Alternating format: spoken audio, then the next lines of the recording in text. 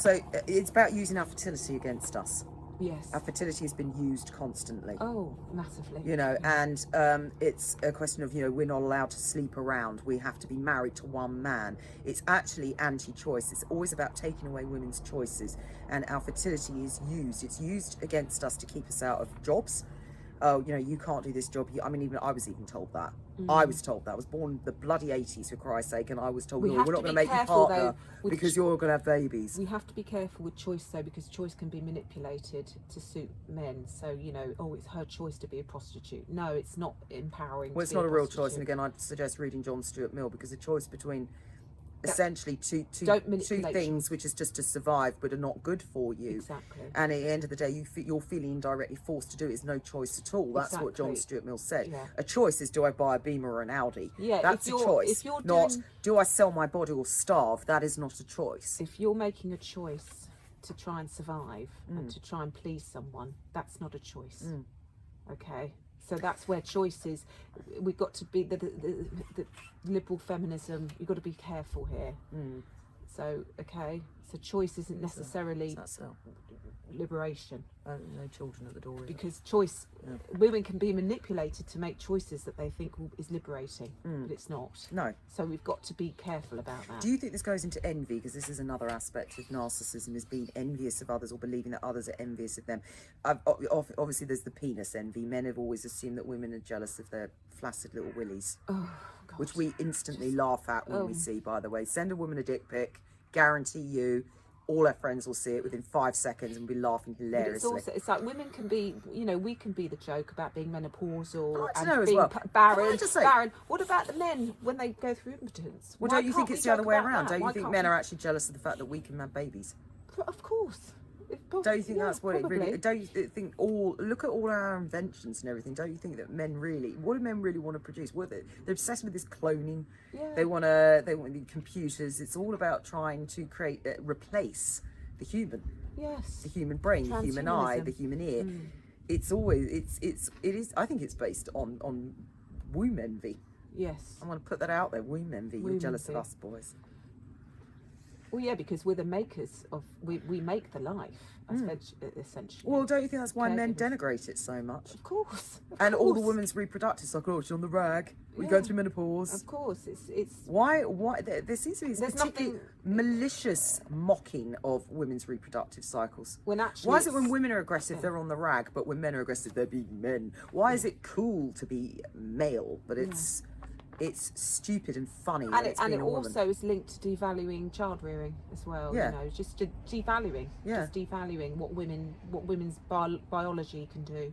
But don't you think that's again going back to the lack of accountability as well, as when men don't like it though, when assigning these menial roles that are beneath them to women, it actually is empowering women, because then women become the primary caregivers. And then men don't like it when they're awarded custody. Yeah, so because they can't then take that child away from her. There's no threat of her losing her children, which is what used to happen.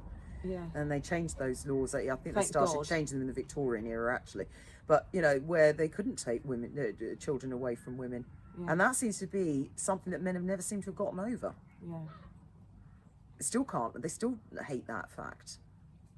What? That they can't take children away from their mothers. That women get the custody. Well, yeah, because it's control. But I don't understand why a lot of these men want custody of these children, because they never seem to want to take care of them before. No. But suddenly particularly where there's been adultery by the woman, it's immediately they want to be able to take their children away from them. But again, this goes into lacking empathy, which is another sign of narcissism. Well, I was going to say about that. I think on all of this is a lack of empathy. Because they're not thinking about the children, they're not empathising with the children. And I think that some parents can be so selfish even in breakups, and they don't think about the children.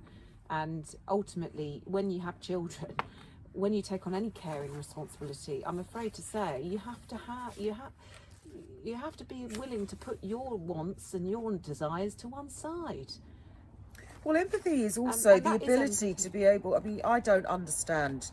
I've always said this, and I think this is what intersectional feminism is about, is I don't know exactly what a black woman has experienced, and I don't want to pretend to know, and this is why I felt uncomfortable, because I think they've had white people speaking for them too long, and they should really speak in their own voice. And if I knew a woman of colour who could come on and talk, I would. I probably, you know, I don't know whether they would want to, but you know, I would get really them on to talk about it interesting. It would be rather than really talk for them. Yeah.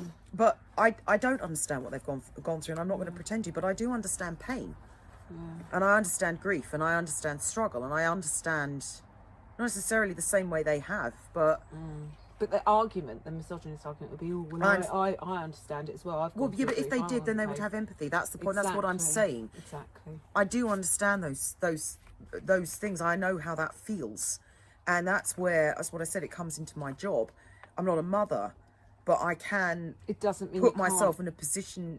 Of course you can. In their position and see where they're coming from. Of course you can. That's what empathy is. Of course it is. Yeah. And in some ways, yes, you are drawing on your own experiences, but you're not really. You're drawing on your own feelings. To me, it's and that's what I mean about narcissists. They conflate ego with feelings. Yeah. But it's not. It's their egos. Yeah. Actually, they're speaking from, and the affront to their egos. Yes. Yeah. And they victimize themselves through that, and they're not real victims. It's just their egos have been poked. And probably they needed to be, but they won't accept that. Yeah. And sometimes you do need the ego to be poked and prodded. Yeah. Because it makes you more human. But I feel that a lot of this misogyny directed towards women is not because men genuinely feel like they are victims of feminism, they're being oppressed. It's because they're being made to be accountable. It's because they're being told they're not the most important thing. They're being told they're not better than everybody else. You know, they're being told that they need to be accountable. You know, they're being told they're not special and unique, and they shouldn't have special favours and special privileges. You know, they're being told they don't deserve to have, you know, attention all the time for the most menial of things. That, you know, that actually sometimes they are not good enough. That they're not entitled to everything, and that they should think about other people or put other people first. It's good to be like that. That is what misogyny is. It's narcissism fighting against people breaking down all these elements. Yeah, but why not? It's good to have feeling. It's good to and to me, this is what men's rights activism is really about: is keeping the narcissism. They were fighting to keep their narcissism. It's not healthy. No. It's not healthy for anyone to not think about others. And yes, we are not our behaviour. We can behave badly. If people hold us to account, it makes us question ourselves. And if it doesn't make you question yourself, then it should. And that's why you always check in with yourself. You know, you commute, and you don't find you're not able to really learn the empathy, because sometimes I had to learn empathy. I had to really learn it and go through really difficult times and really look at myself. And say to myself, you know, actually what you did was out of order, and really feel bad for that other person, that my behaviour did that to someone else, or I upset someone, and no, that's not okay. No. And to turn up and say sorry and mean it. Well, I am sorry. I was raised in a household with a very racist white supremacist. And to the point he even referred to himself as Hitler if he saw him on the TV. And the thing is that you can't help but some of that rubs off on you. I'm not saying that I reflected his views, I didn't. But my father actually used to refer to, I won't use the M word, but he used to use the M word. And humans, he used to refer to white people as humans, and he used to use the N word for black people. It was that extreme. But it does, it desensitizes you when you're around that all the time. And I think that what actually taught me to be angry for people of colour and sort of resensitize me to them was having to go through sexism and living through, and also as a disabled woman, and you know, having to deal with and nasty and the vitriol that you get from people on a day-to-day basis. You know, yes, I don't know exactly what people of colour are going through, but I know how that bloody feels. I know how it feels. To be made to feel like a freaking object, an object of disgust and contempt, and how you've got to be pigeonholed into one thing or another. And if you try and step out of that box and you try and get a bite at the feast that you're being told that you never contributed to in the first place, when you bloody well know you did, and you know that this world that we have now was created just as much on our backs as it was on theirs, you know, and that it's been stolen from you. Our wealth, our lands, our names, even as women, were stolen as well as they were from people of colour, from black people, from indigenous people. Colonialism. through colonialism. Through patriarchal colonialism. And what I'm saying is it's that narcissism that it was the, I don't know whether it caused that. I don't know whether that was a cause of patriarchy or whether it's become a firm byproduct of it. Well, what we're talking about is. But the only way you're going to smash racism, sexism, transphobia, homophobia, patriarchy, colonialism, imperialism, the only way you're going to smash it is you need to smash the narcissism behind it. And you're not going to do that through a softly approach. The only way you're going to do that is to break it down, almost like the army do to recruits. I agree. You have to break them. I agree with you. And you have to. So I'm not necessarily advocating violence here. Don't get me wrong. I'm not suggesting Nudging, we have a war. basically, I'm not necessarily suggesting revolution. But it's intolerance I don't of think it. gentle nudging. No, it's not. It's going not to work. going to work. If gentle nudging worked, we would have had equal rights much sooner. This is what women pick-me's have tried to do, and this is why it's taken so bloody long, because we've had women trying to peddle with the men and go against their sisters, and not hold men to account, and not put in boundaries. And I'm sorry to go back to boundaries, but it is important, you know. And you know, you may laugh at the word boundary, but I'm sorry. I don't think there's anything wrong with that word. I've had people would pick me women, put me down for using it. Because I want to instill boundaries. I've had other women. So well, that's because they think they have profited from their lack of boundaries, so they don't want women making other women install boundaries, because you're cutting off their food supply essentially by doing that. But then if by having boundaries, you're speaking up for the vulnerable, for women. If we all have boundaries and we all understand what boundaries are and respect people's boundaries. It's not just a question that's empathy. But I think women have boundaries, like women have their voice. It's a question, we've got to stop people forcing their way through our boundaries, or shaming us out of them, or shouting us down, or laughing us down. And I'm sorry, but this is where I think cancel culture is vital.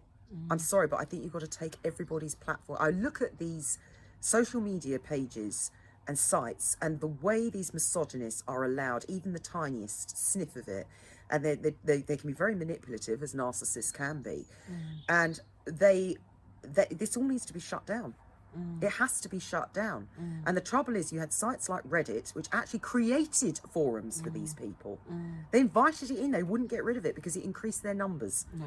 What sort of stuff was going on there? Oh, all the incels, all the incel groups. What were they doing? Like a voice for men going their own way. They all started on Reddit. They started up their groups on Reddit, and they had thread forums of messages where men were promoting extremely misogynist and violent views towards women.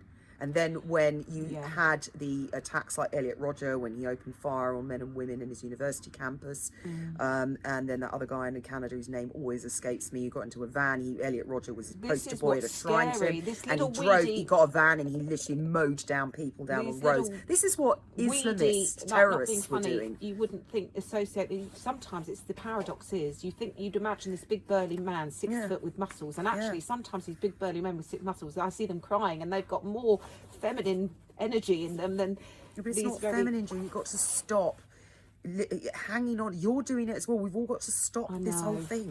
It does not make you a girl to cry. Not all girls cry. I don't know when the last time was I cried. No, you know, when I say we all have feminine. Jung said we have an inner man, inner male. I'm talking about the diversity of our characteristics. You can say, I know what you're saying, I'm assigning feminine to being more sensitive. You can be feminine. Being strong is feminine.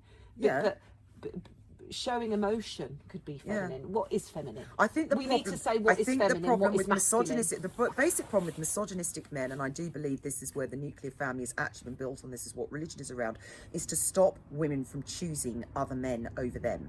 That's what it's really all about. I think that's where patriarchy has really seated themselves. Yeah, because what it does is women, and they have noticed this in matriarchal societies, there's a much higher prevalence of divorce, where women choose other male partners. Women can leave their men. Or other partners, because you get women who decide to come out, for example. Well, yeah, or they want to be lesbian. There's a much higher rate of homosexuality. Actually, they found that in chimpanzee species where they're matriarchal. I think it's in the Cameroon. In Cameroon. It's a different type of chimpanzee, but they actually have less hair. And they found them more matriarchal. Maybe they've just discovered that chimps are fucking matriarchal, let's face it. But there's a much higher prevalence of homosexuality. No, women do. Women are allowed to change. Oh, this is another thing though. But women are a lot pickier about their males. They would not be forced into marriages with men. At the end of the day, they wouldn't bloody consider good enough. Someone once said to me, an estate agent, 75% of the housing market is driven by women. Yeah. If we didn't have women, there wouldn't be there wouldn't be estate agents, or women change. Yeah. Women go through changes. Men like to just keep things as they are and the status quo. Well, isn't that generally any, like, again, mammalian species, the male will sit there until he's no longer the male. Yes. He'll be the pride, he'll be the alpha male of pride until he isn't any longer. But then he makes the women feel guilty for wanting to change. No, in our society we do. That's what religion has done. That's what Christianity has done. We've now become nuclear family of one husband and one wife. But the point is we would be in a larger group of females. I mean, men say this, they want to have more than one wife, look at the Mormons, but women will also have more than one husband. Absolutely. I'm sorry, but you've got to get your little narcissistic ego around that. Exactly. Oh, what's good for the goose is always good for the gander. But they don't want that. Whenever we talk about polygamous relationships, we always talk about the men having more than one sexual partner, but we never talk about the woman. Yeah, and women can. Yeah, but really what that is that's narcissism of wanting excess admiration. I'm talking about change. I'm just talking about men who don't want change and women who do want change. Can I just add here, actually, the definitions that I've used here, actually, of narcissistic personality disorder, not just narcissism. I mean, narcissism is slightly different. I mean, not everybody, I'm not saying that all men have narcissistic personality disorder, but if we want to define narcissism, that's probably a good example to use, where we actually have a scientific, because I know men love to stick with their science, as if it's scientifically proven. This is the psychologists who are defining what narcissistic personality disorder is. So there are going to be elements of all of this in general narcissism. But there are other facets to narcissism as well. I mean, my experience on it, if you want to talk about more of an anecdotal, definition of narcissism based on anecdotal evidence. I mean, I've known a lot of narcissists in my time, a lot of women narcissists, and what I can say about all of them is that they're obsessed with being respected. You're not showing me enough respect. You've got to show me respect. You're not respecting me. I quite freely admit, God, women. God, the female narcissist, where literally it's like every other word. Doesn't respect me. Disrespect. Disrespect. All this respect. You respect me. Hate it. But maybe that has come from this culture. But again, it's this sense of self-importance. You respect it, yes. It was. What do men say? Don't show me. She shows me no respect. She shows me no respect. Catherine Tate, the teenage. Disrespect me. It was satirised. I think it's come from. I think it's cultural narcissism. I do think. But this is what I'm talking about. I'm talking about patriarchy has led self. Well, I mean, what I was actually saying in here, narcissism narcissism is inherent in all humans. We are all narcissistic until the age of 2. Yes. And it is inherent. And you create a society where we don't have to go out and find our food anymore. It's all on supermarket shelves. We've got more time on our hands. And particularly we've got a much larger population, so competition is much higher for attention and showcasing. We've got a recipe. Narcissism is going to be at its worst. Yes. Absolute worst. Which is why we were talking about it. Particularly social media. Yeah. That's why it comes into conversation all the time. It's not something new. It's something that's always been there, but it's a lot more prevalent, and it's almost become hysteria in narcissism because of social media. And I think all psychologists agree that social media has led and we're almost very to scared. an increased exposure of narcissism. We're almost scared to talk about it because then it's like, oh, have I got it? Have I got the narcissism? I think you can employ narcissist tactics against them, but they never recognise that you're doing that. They just go, oh my God, I can't believe you treat me like I treat you. Yeah, but it's the peacock syndrome. Men have what my mother would describe as the peacock syndrome. So men naturally like to show off. You know that every time you walk past builders and the chest puffs out. You know that men do that. And the whistling starts. And the look at me, girls. The whole body language is hilarious as a woman to see that. Men, please try and be a bit more conscious of that because it's really funny. This all chest pumping stuff. This chest pump. But what men have actually done, and if you notice in most species of animal, it's the male who's the peacock, the male with the bright colours, the men who show off. The bird who has to do his little dance and warble with his pebble for about an hour and a half, and then she just pecks at it and walks off because it wasn't right, just right. But what men have done and what patriarchy and misogyny does is it turns out on its head. And what it says is, what they're doing is they eliminate. Unless you're talking about Italian men, because they can be quite. But even with them, it's almost as though if you don't immediately start responding to this, the peacock syndrome, is that men immediately degrade the woman. And you're like the little prize in all of this. So what they do is they degrade the prize. It's like when men don't fight over women, right? What they do is they could turn around and call her a slag. So what patriarchy has done is artificially turned that on its head. And what they try and do is pitch woman against woman. Oh yeah. And you two have to compete for his attention. Well, that's not natural anywhere. No. In fact, we were looking that up. I've forgotten now. I've I'm never hoping to had be any desire to. You know that the African tribe where I've forgotten the Oh, bloody name. they The men lead- literally walk 3,000 miles to stand in a line, and the women pick them. Yeah. And then yeah. you know, if they don't want them, then they have to go walk 3,000 miles back. I'm tribe afraid. as well for women just to this. Yeah, but anyway, that's digressing. So go Well, on. what they do is what particularly Christianity has done, and what our modern society has done, and particularly the nerdy incels want to promote, is this idea that women should settle for mediocrity. Yeah. Women don't want anything more than mediocre, and they persuade us that because we're not good enough. We're not good enough for anything more because we're stupid and we're boring and we like silly things and we're all ditzy and we only have looks and a vagina for fucking and breeding their children. And so we should really feel so grateful for any male attention. Well, but that's we'll go for any narcissism, man. That's narcissism. That's seeing someone as dehumanizing. Well, quite. Okay, and that's. But it's transferring the peacock syndrome onto her. She's got to dress up. She's got to wear the makeup. She's got to show her body off. Yeah, that's what's really happened. Yeah.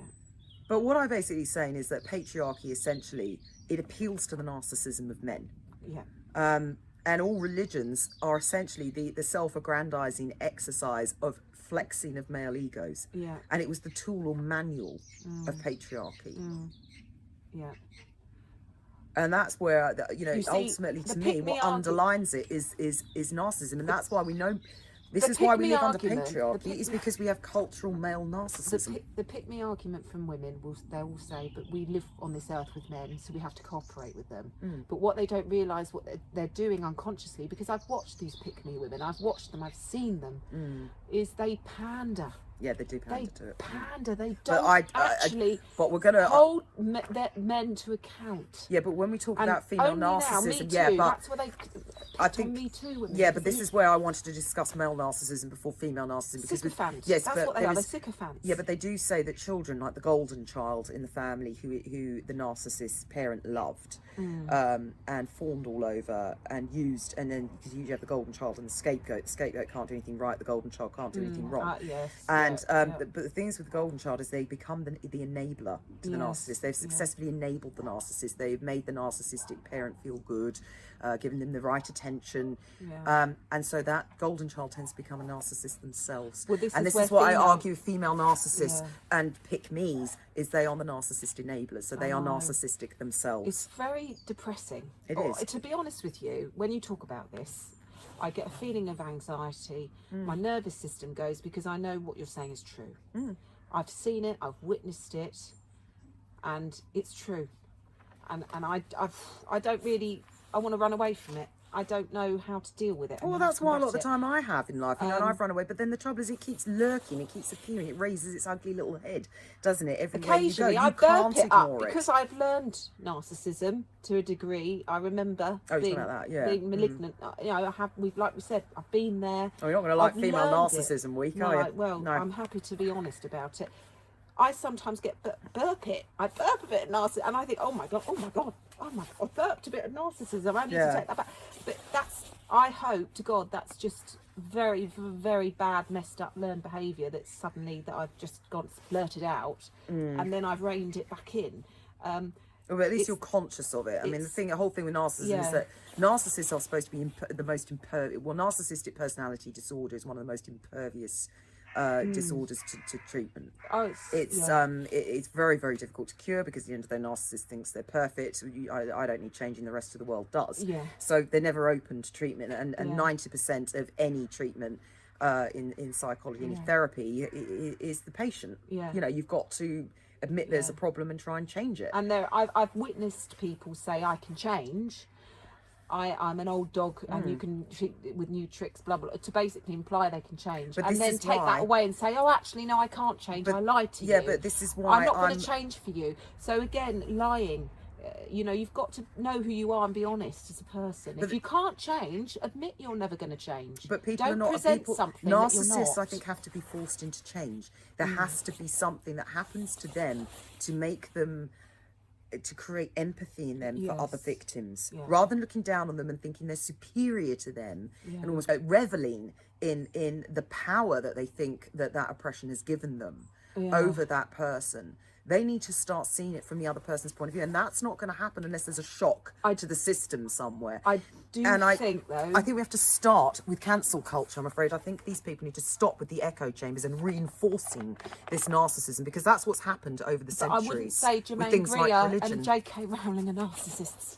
I would not say they are narcissists. I'm not talking about female narcissism. I'm talking about male narcissism. Well, you're saying cancel culture cancelled Jermaine Greer and J.K. Rowling. Yeah, but that's specific. Backlash. Yeah, but that's now, I'm not. Yeah, but no. But that is specific to trans issues, because what they're doing is they're feeding transphobic ideas, which are very prevalent in misogyny. Okay. By men. Yeah, I understand. Okay, so I can understand why they've been cancelled. Yeah. Well, I'm just saying, we need to be careful not to be over hyper vigilant. Be vigilant. Yeah. And call things out. We've got to know. The preservation. Self-preservation and protection. They're both part of the same coin. And I know what we can sometimes, being too overprotective, we can go too far. And we just got to be aware. Always, like you said, just be aware. Am I being overprotective here? Is something that's benign? Yeah. That's not a cancer. We don't want to call out something that is benign, cancer, and vice versa. We've got to put it in perspective. I don't think that's our risk. Our risk at the moment. I'm digressing into that. It's not a risk. need to. But things like violence against women, what you just said about the internet, that is absolute cancer. That's something that's got. But it's going to keep happening. And the point is, that's the most extreme end of patriarchy. It's the most extreme end of narcissism, and it's not going to stop. This is why the numbers are not going down. It's not because women are making it up. We've got a law, so it doesn't happen anymore. That's not. It is happening because the views of women being lesser, inferior, and all the things that go with that. It's this punching down. And can I just say, I've heard middle class are still class, prevalent. I've heard middle class privileged married couples make disgusting jokes about third world prostitutes, and these are from men and women. Who else do you think are going to say them? These are from men and women laughing about getting their money's worth. Laughing about how their husband got his money's worth. No, can I just finish? This is how repulsive it is. This is how bad female narcissism, pandering, pick-me. Yeah, but you're going into female narcissism again, which I want to discuss another time. We're moving away and laughing about getting someone a money's worth from from a prostitute in a third world country. How can a privileged white middle class man and woman do that? That's what I'm saying is. And women are copying their husband's behaviour. Yeah, but Angela Saini describes how the pick-me was created because patriarchy chucked some crumbs. Look at female genital mutilation, mostly carried out by women. Exactly. Okay, women will, they're almost the enforcers of patriarchy, because some women, the pick-me's, were promised crumbs that they wouldn't otherwise have had. Yeah. And so, but the trouble is, they don't realise that these are crumbs. So what they're doing is they are embracing all these and regurgitating all these patriarchal, racist, imperialist ideas and notions, because to do so, and I kind of understand that, because I was growing up in an environment where with a racist and a white supremacist, where these people seem to be so fussy and have such high standards that if you can please these people, you can please anybody. And I think that's why women do go after these sexist men, these misogynistic men, because they think, I must be ultra special if this man hates women but he's picked me. And it's feeding their own narcissism. But the men and like the women who carry out female genital mutilation on other girls, they're rewarded by the men in the tribes. They're given positions of authority. Look at the women, that's like the slavery that happened, I was talking about earlier about the Kurgan culture. The women Kurgans were rewarded if they took in women slaves. They had authority over women. It gave them a position of power. It gave them authority over the slaves. So it's, again, narcissism is inherent in everyone. You can feed anybody's narcissism. But the point of patriarchy, and this is what I'm saying, the point of patriarchy initially was to increase populations, to increase armies, to widen borders, to take over lands, to increase resources. We're now at a point where we're overpopulated in the world. Patriarchy is now killing us, literally. It is. It's killing the earth. Sorry, we had a child.